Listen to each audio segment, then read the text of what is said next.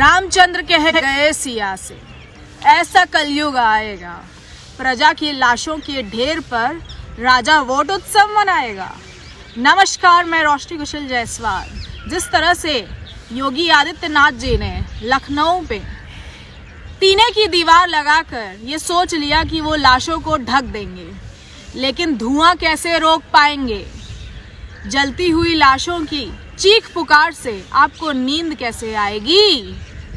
मैं बहुत बहुत धन्यवाद देना चाहूँगी अमर उजाला न्यूज़पेपर बनारस को, जिस तरह से मेरे शमशान घाट वाले वीडियो के बाद उन्होंने अगले ही दिन कड़ी कार्यवाही की और ब्रेकिंग न्यूज़ के रूप में 8 विधायक को अपने न्यूज़पेपर में चेतावनी दी एक तरीके से कि आप जिस तरह से लापता है और बनारस की जनता त्रस्त है। ना ही यहाँ पे हॉस्पिटल है, ना ही बेड है, ना ही ऑक्सीजन है, ना ही वेंटिलेटर है। यहाँ की जनता त्राही त्राही हो रही है और यहाँ के सांसद बंगाल में जाकर चुनावी रैलियां कर रहे हैं।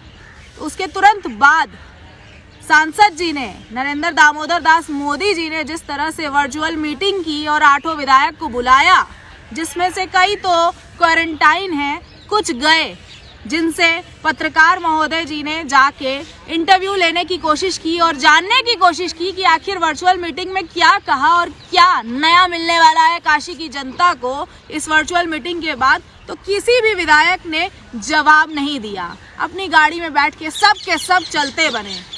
तो आखिर हो क्या रहा है बनारस में? क्या यहाँ पे कुछ विकास की उम्मीद है? जो यहाँ पे महामारी का दौर चल रहा है, कुछ नया होगा, जनता के लिए कुछ खास होगा, जिससे जनता को कुछ फायदा महसूस होगा? लेकिन इसी उम्मीद में मैं भी एक बार गुहार लगाना चाहती हूँ यहाँ की जनता से कि आप सब भी अपने हक के लिए आवाज़ उठाइए। हम सब जब आवाज़ उठाते हैं तो मंदबुद्धि कहते हैं कि ये सब सरकार विरोधी है। अपने हक के लिए आवाज़ उठाना अगर सरकार विरोधी है तो मैं हक से कहती हूँ कि हाँ, मैं सरकार विरोधी हूँ।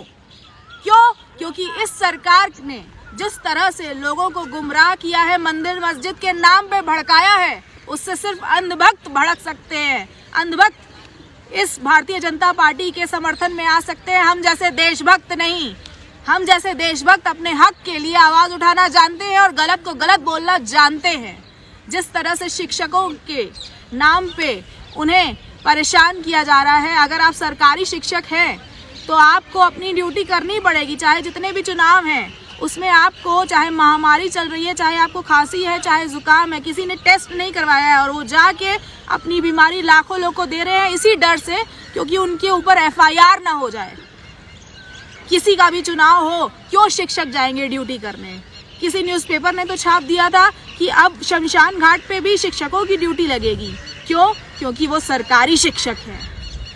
जिस तरह से हर इंसान की दुर्दशा हो रही है, युवा तो बेरोजगार थे ही, व्यापार तो पूरी तरह से ठप है ही, अब शिक्षकों की भी इस तरीके की दुर्दशा बर्दाश्त नहीं करेगा भारत।